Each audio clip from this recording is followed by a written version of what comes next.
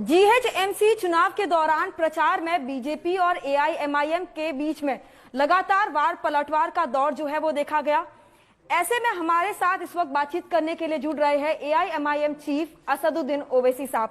Thank you so much for joining with us sir. सबसे पहला सवाल यही कि बीजेपी ने जो है इस चुनाव में अपनी पूरी ताकत झोंक दी थी और जिन्ना जो है उससे आपका कंपैरिजन भी किया। किस तरह से ओवैसी साहब जो है इस पूरे बयान को जो है देखते हैं? देखिए, मेरा गुनाह यह है कि मेरे वालिद मरहूम ने और मेरी माँ ने मुझे पढ़ाया लिखाया। मैं लंदन जाकर लॉ की डिग्री लिया और लिंकन जिन से बैरिस्ट्री की डिग्री मेरे को मिली। तो यही मेरा गुनाह है। मेरा गुनाह यह है कि मैं इनकी आंखों में आंखें डालकर संविधान जो हमको हुकूक देता है उसका मुतालबा करता हूँ और मैं भारत की जमहूरियत को मजबूत मैं लड़ रहा हूँ। मैं एक पार्टी का मेंबर हूँ।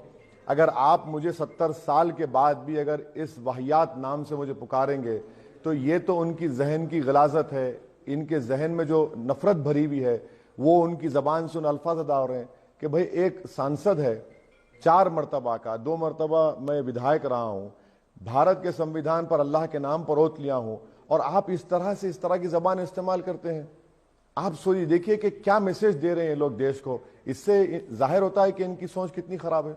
ओल्ड सिटी हैदराबाद की अगर बात करें तो वहां पर सर्जिकल स्ट्राइक की बात कही। आज खुद गृह मंत्री अमित शाह ने भी कहा है आप लिख के दीजिए, हम एक्शन लेंगे। देखिए, बड़ा मजाक है ये कि देश के इतने ताकतवर गृह मंत्री हैं, ये उनका काम है। ये कब से एमपी से इजाजत लें और मुझ जैसे एमपी से इजाजत लेंगे आप कि मैं इजाजत दूं आपको एक्शन लेने के लिए, काम करने के लिए, जो आपका काम है। संविधान के लिहाज से ड्यूटी बाउंड आप हैं। और रहा सवाल रोहिंग्या का, पाकिस्तानी का, अफगानी का, ये तो बीजेपी के प्रेसिडेंट ने उठाया था। उन्होंने ये शगुफा छोड़ा। तो मैंने कहा कि आप ये मसला उठाकर अपने ही गृह मंत्री को कमजोर दिखा रहे हैं। अगर आपके पास प्रूफ है तो पेश करिए। अब गृह मंत्री अगर ये करें कि ओवैसी मुझे लिख कर दे, ये मजाक है। गृह मंत्री का काम है वो करें। वो कब से मुझसे इजाजत लेके काम करेंगे? तो बिल्कुल मजाक है ये तो। सर, लेकिन आरोप तो आप पे ये भी लगा था ना, जिस तरह से, क्योंकि सिटीजन अमेंडमेंट एक्ट जो था और एनआरसी को लेकर जो आपका स्टैंड था, उसी के कारण जो है कहीं ना कहीं आपको लिख के देने की बात हो रही है। सिटीजनशिप अमेंडमेंट एक्ट को मैंने भारत के संविधान के खिलाफ करार दिया, काला कानून करार दिया और मैंने उसको फाड़ा। आज भी कह रहा हूं कि CAA संविधान के खिलाफ है। अब रहा सवाल, देखिए, यही अमित शाह थे जिन्होंने कहा था कि 40 लाख दीमक है आसाम में। सुप्रीम कोर्ट ने NRC किया, वहां पर खाली 20 लाख निकले, जिसमें 5 लाख मुसलमान है। तो ये अमित शाह की तो जुमलेबाजी है। मुझे तो ताज्जुब हो रहा है कि देश के इतने ताकतवर गृह मंत्री अमित शाह कह रहे हैं कि MP लेटर लिख के दें उनको, MP से परमिशन ले रहे हैं। तो क्या आप इजाजत देंगे या लिख के देंगे? देखिए, सवाल पैदा होता है इजाजत लेने का। उनका काम है काम करना। उन्हीं का स्टेट प्रेसिडेंट कह रहा है तो उसके स्टेट प्रेसिडेंट से पूछ लीजिए अमित शाह। उन बीजेपी का तेलंगाना का स्टेट प्रेसिडेंट अपने का प्रूफ दे दे कि 30,000 नाम वोटर लिस्ट में 1000 नाम दे दे रोहिंग्या के। अगर इलीगल पाकिस्तानी है, अफगानी है तो नाम दे दे, करिए। कौन रोक रहा है आपको? आपको मेरे से इजाजत लेना पड़ रहा है। थैंक यू वेरी मच अगर आप मुझसे परमिशन पूछ रहे हैं तो। सर, इस चुनाव में पाकिस्तान का जिक्र हुआ, रजाकारों का जिक्र हुआ। जेपी नड्डा जी ने तो खुद ये भी कहा कि आपकी जो पार्टी थी उन्होंने उन लोगों का समर्थन किया था जो कि हैदराबाद को पाकिस्तान के साथ मिलाना चाहते थे। कि जेपी नड्डा को तारीख नहीं आती है। हर संगी जो है वो तारीख से नाबलद नावाकिफ होता है। मैं उनको ज्ञान देता हूं। ये जो MIM पार्टी है इसका कासिम रजवी की MIM से कोई ताल्लुक नहीं है। ये अब्दुल वाहिद ओवैसी की MIM पार्टी है।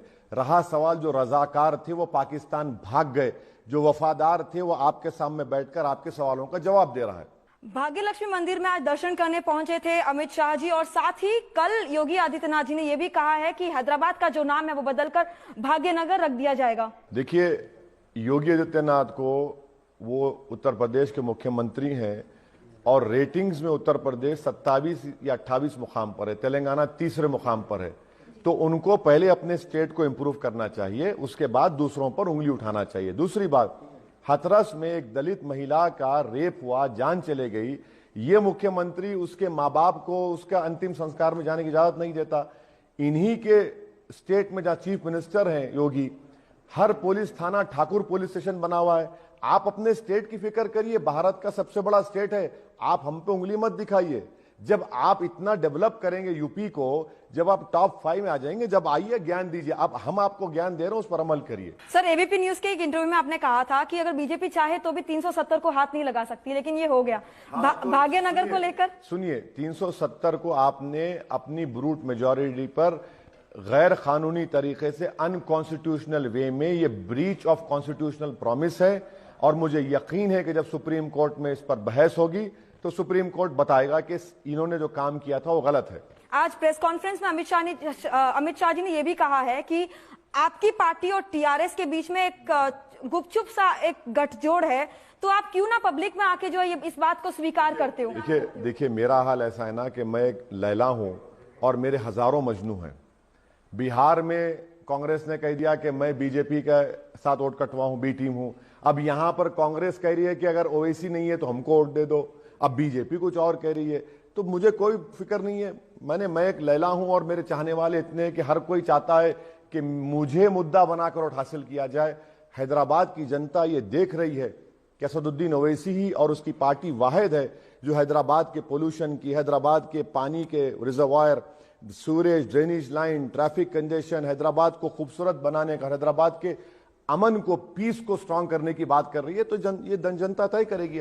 अब आपसे जो है अमित शाह जी ने एक और सवाल उठाया है कि जब बाढ़ आई थी तब ओवैसी ब्रदर्स आखिर कहां थे, टीआरएस पार्टी आखिर कहां थी? अमित शाह को उनके जो चमचे अतराफ में हैं वो बिल्कुल ही बहरे हैं, अंधे हैं।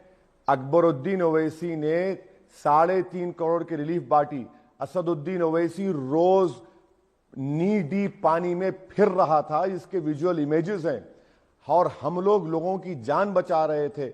हम ही चीफ मिनिस्टर केसीआर से रिप्रेजेंट करके एक एक घर को 10,000 रुपए दिए। मैं अमित शाह पर चार्ज लगा रहा हूं कि आपने हैदराबाद की जनता को धोखा देकर, झूठ बोलकर, एक पैसा आपने नहीं दिया। कर्नाटका में फ्लड्स में आए, पैसा दिया। अगर हैदराबाद में जनता को पैसा देते तो एक एक घर जिसमें पानी आया उसको 80,000 से 1 लाख रुपए मिलते। आपने एक पैसा नहीं दिया और आप हमसे सवाल कर रहे हैं। चलिए मेरे साथ, आज भी चैलेंज कर रहा हूं, उन इलाकों में जाते हैं जहां पर असदुद्दीन ओवैसी और अकबरुद्दीन ओवैसी और पूरे एमआईएम के एमएलएस गए थे। हमने ना हिंदू देखा, ना मुसलमान देखा, ना मजहब देखा, ना जात देखा। हर एक की मदद के लिए पहुंचे।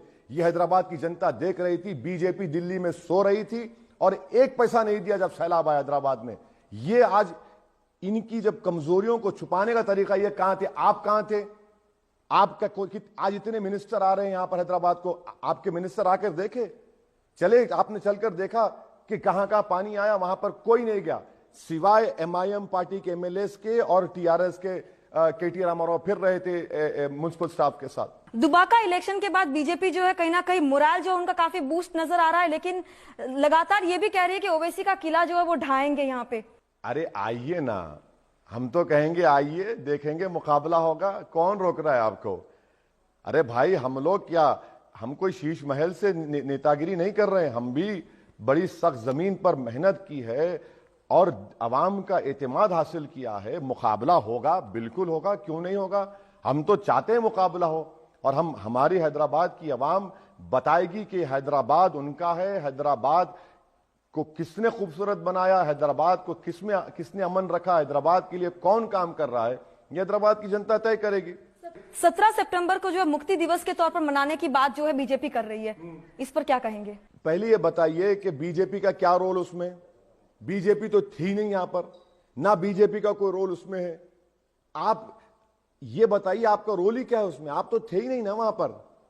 बीजेपी सिर्फ यही मसलों को उठाती है। हम खिले गोलकुंडा पे अपना झंडा लगाएंगे। अरे भाई, खिले गोलकुंडा पर तिरंगा लग रहा है और लग चुका है।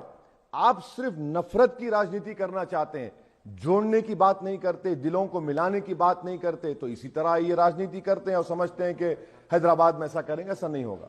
चलिए जाते हैं, दो और सवाल ये कि जीएचएमसी चुनाव में जो है ओवैसी साहब जो है कितनी सीटों की उम्मीद कर रहे हैं? देखिए, कोई भी पॉलिटिशियन आपको सही जवाब नहीं देगा, जिसमें मैं भी शामिल हूं। मगर मैं इतना कहूंगा कि हम जो काम किए 5 साल में, हमारे कॉर्पोरेटर्स जो अवाम के दरमियान में रहे, हम ये कहते हैं कि एमआईएम पार्टी का काम उसकी शनाख्त है। आवर वर्क इज आइडेंटिटी और वो रिफ्लेक्ट होगा हमारे रिजल्ट में। हमको अच्छे रिजल्ट की उम्मीद है। बिहार चुनाव में आपकी पार्टी ने जो है काफी अच्छा प्रदर्शन किया था। बंगाल के बारे में जानना चाहेंगे कि क्या नहीं, बंगाल के बारे में क्योंकि हैदराबाद के चुनाव इतने जल्दी अनाउंस हो गए, कैंपेन का टाइम भी बड़ा कम दिया गया स्टेट इलेक्शन कमीशन तरफ से, तो इसके बाद हम बैठेंगे, पूरे बंगाल के लोगों को बुलाएंगे, उनसे मशवरा करेंगे, उनकी राय लेकर एक फैसला लेंगे। क्या ममता बनर्जी की पार्टी के साथ जाने का कोई प्लान? नहीं, वैसा तो कोई नहीं प्लान, अभी कोई प्लान नहीं। Thank you so much for joining with us sir. तो ओवैसी साहब का साफ तौर पर कहना है कि बंगाल में खास तौर पर अब तक कोई प्लान नहीं है ममता बनर्जी के साथ जाने का। वहीं लगातार जिस तरह की ध्रुवीकरण जो है वो हैदराबाद में देखी गई, वहीं बीजेपी पर लगातार नफरत की राजनीति का आरोप लगाते दिख रहे हैं।